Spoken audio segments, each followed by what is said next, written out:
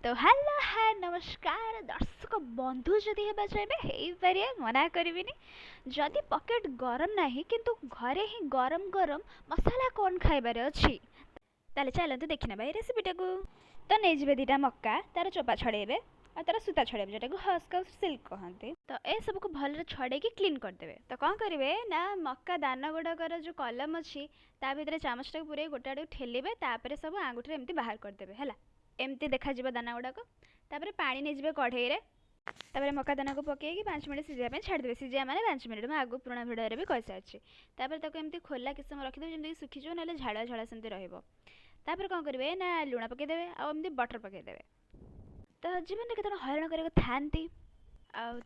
absence ही आम जापर simple जीवन भी केते शांतिदायक तो नहीं जी कि मात्रा लंका गुंड ब्लैक पेपर मीनिंग हूँ गोलमरीच गुंड आउ चाट मसला जोटा कि स्वादिष्ट करा को तो एभा लोकंर भी जीवन बहुत भूमिका अच्छी जमती कि आम अंधार बिना आम आलोकर जापारानी महत्व से भाया तो बहुत बड़ बड़ कथा हो गला आज चलतु ताल देखी ना रेसिपी झलक टेस्टी खाଇବା ଘରେ କେମିତି ବନେଇ ପାରିବେ ଯଦି ସେଇଟା ଦେଖିବାକୁ ଚାହୁଁଥିବେ ଆଉ ମୋର ବୋଲବାଣୀ ଶୁଣିବାକୁ ଚାହୁଁଥିବେ ତାହେଲେ ଆମ ଚ୍ୟାନେଲକୁ ଯାଉଥିବେ ଆସିଥିବେ ଟା ଟା